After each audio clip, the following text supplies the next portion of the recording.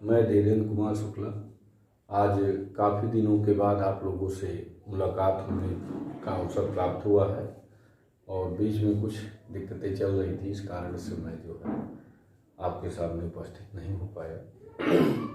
आज पुनः आपके सामने उपस्थित हुआ हूँ और ये मेरा एक नया टॉपिक है जो कि बहुत ही महत्वपूर्ण टॉपिक है, आपका लागत मात्रा लाभ विश्लेषण, जो कि किसी भी व्यापार के या इंटरप्राइज के पॉइंट ऑफ व्यू से देखा जाए तो अति महत्वपूर्ण पॉइंट होता है ये। तो इसके अंतर्गत हम किसी भी संस्था का लागत का लाभ, उसकी मात्रा उत्पादन की, इन सब का एक कंपैरेटिव एनालिसिस करते हैं। इसमें लागत का मात्रा का लागत में और लाभ में क्या इम्पैक्ट पड़ता है, इन सब बातों को भी जानेंगे और साथ में किन तत्वों के द्वारा, किन एलिमेंट्स के थ्रू हम इनका एक कंप्लीट स्टडी करते हैं, ये भी जानेंगे। ठीक है, तो आज का ये मेरा पहला वीडियो है इस टॉपिक से रिलेटेड जो आपके सामने है। तो देखिए, लागत मात्रा लाभ विश्लेषण, जैसा कि नाम है टॉपिक का, तो यहाँ पे कॉस्ट आप जानते हैं, किसी वस्तु को खरीदने और बनाने में जो भी खर्च होता है वह उसकी कॉस्ट यानी लागत कहलाती है।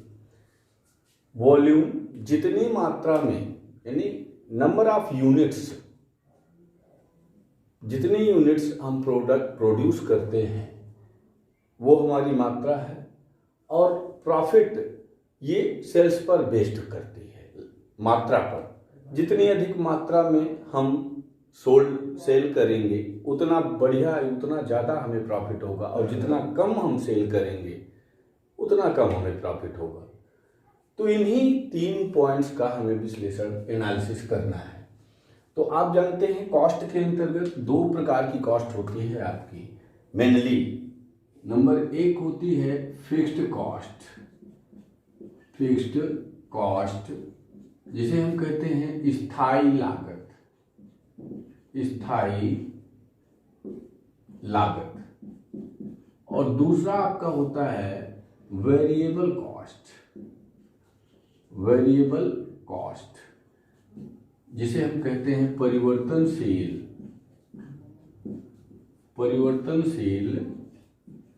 लागत।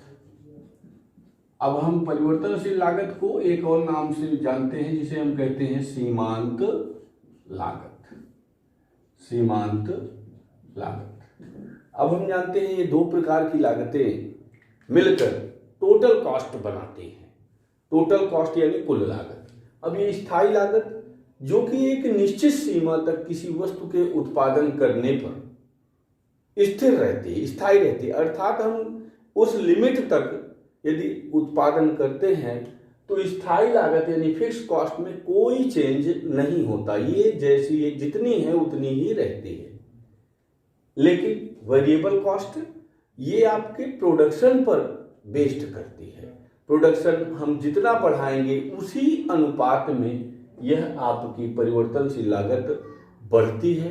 यदि प्रोडक्शन कम करेंगे तो उसी अनुपात में यह घट भी जाती है।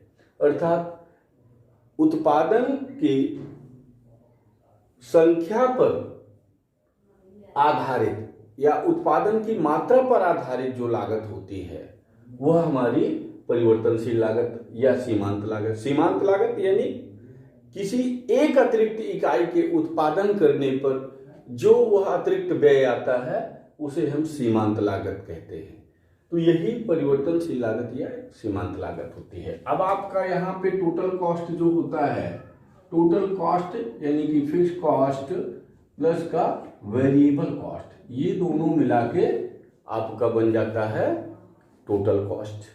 अब यहाँ पे टोटल कॉस्ट तो हमारी हो गई। टोटल कॉस्ट में हमें कुछ प्रॉफिट भी चाहिए, तो टोटल कॉस्ट प्लस का प्रॉफिट यदि कर देते हैं तो हमारा क्या बन जाता है, सेल्स, बिक्री, अर्थात हम बेचेंगे जब कोई यूनिट, कोई प्रोडक्ट, तो उसमें कुछ फायदा भी हमें चाहिए। तो यदि टोटल कॉस्ट यानी कुल लागत में लाभ की एक रिक्वायर्ड जो क्वांटिटी है वो जोड़ देते हैं तो हमें सेल्स प्राप्त हो जाता है।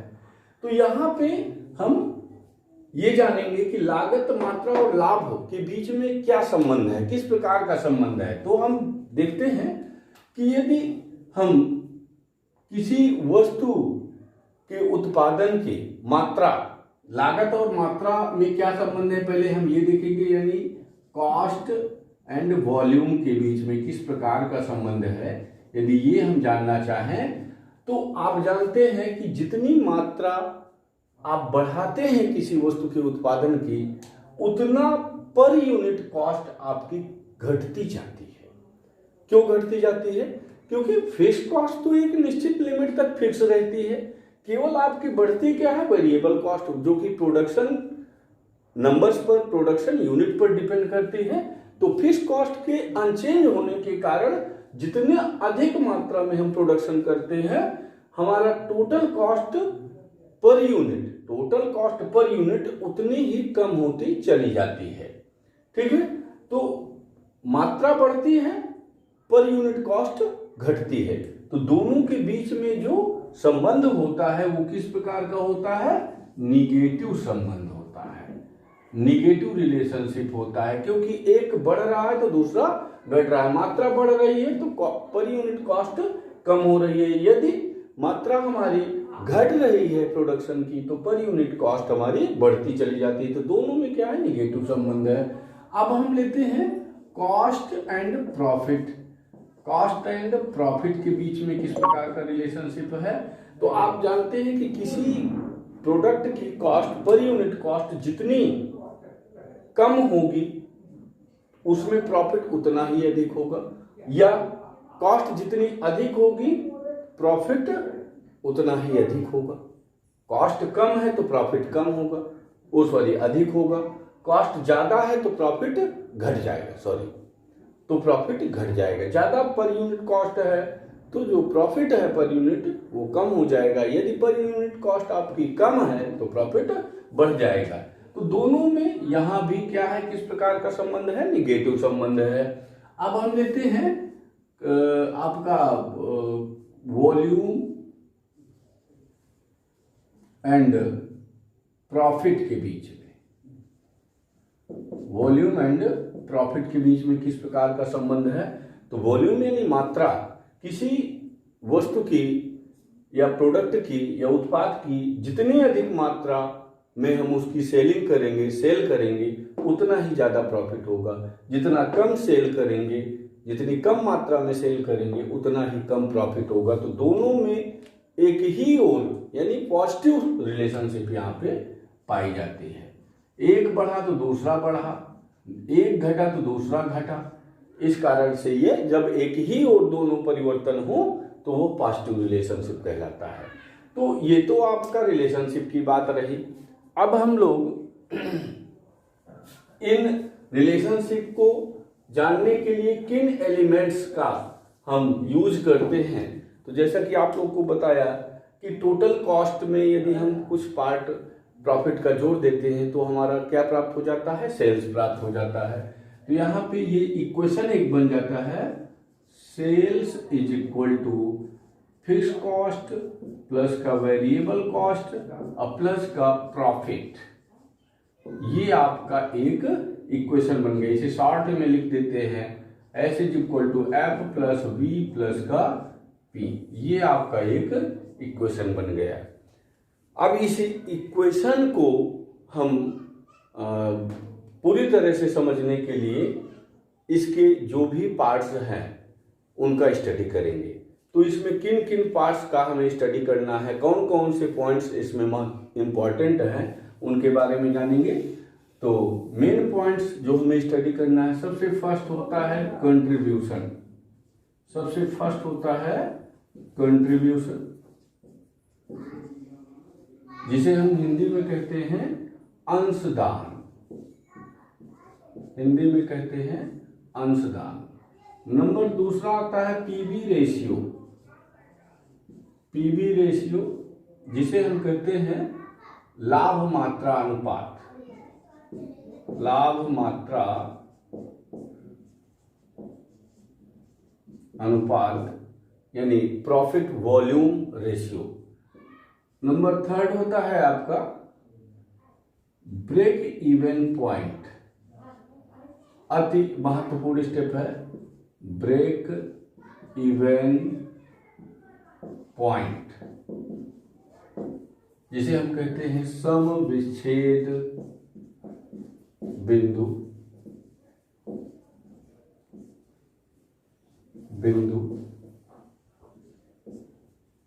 इसके बाद आपका जो इंपॉर्टेंट पॉइंट आता है उसे हम कहते हैं margin of safety, margin of safety, जिसे हम कहते हैं सुरक्षा सीमा, सुरक्षा सीमा। ये कुछ महत्वपूर्ण पॉइंट्स हैं और इनके कुछ सहयोगी पॉइंट हैं जिन्हें हम इसी के साथ में स्टडी करेंगे। जैसे 5th पॉइंट है सेल्स कैसे कैलकुलेट करेंगे फॉर डिजायर्ड प्रॉफिट, प्रॉफिट हम कैसे कैलकुलेट करेंगे, प्रॉफिट कैलकुलेट करने के लिए क्या फार्मूले हम यूज में लाएंगे, एंड देन हम फिक्स्ड कॉस्ट और वेरिएबल कॉस्ट का किस प्रकार से कैलकुलेशन करेंगे, ये तमाम पॉइंट्स हम इसमें स्टडी करेंगे। तो ये महत्वपूर्ण पॉइंट्स हमें इसमें स्टडी करना है, जो कि हमें ब्रेक इवन पॉइंट, जो कि अति महत्वपूर्ण पॉइंट है आपका, इसके अध्ययन में हेल्पफुल है। अब देखते हैं, सबसे पहला हमारा पॉइंट है कंट्रीब्यूशन। सबसे पहला पॉइंट आता है कंट्रीब्यूशन, अंशदान। अंशदान क्या होता है? ये आपका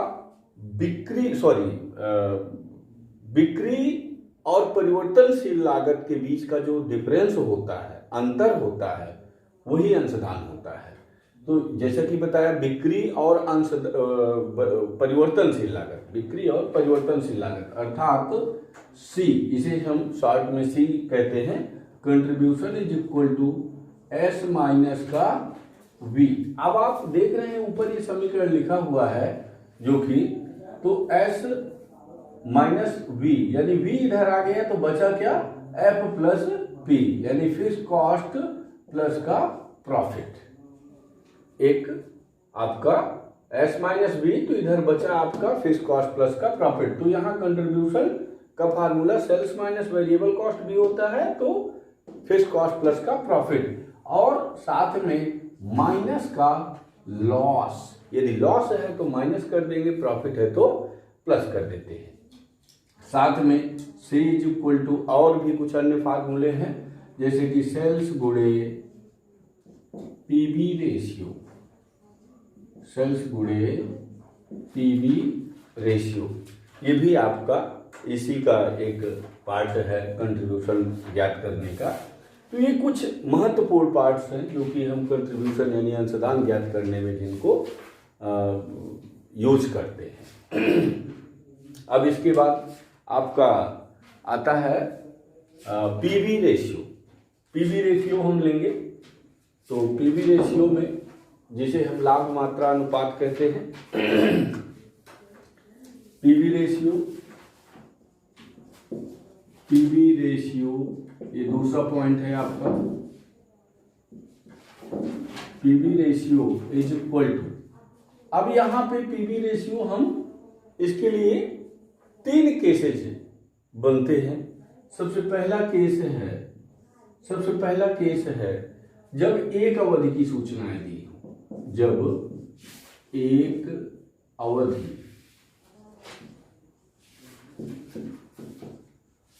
की सूचनाएं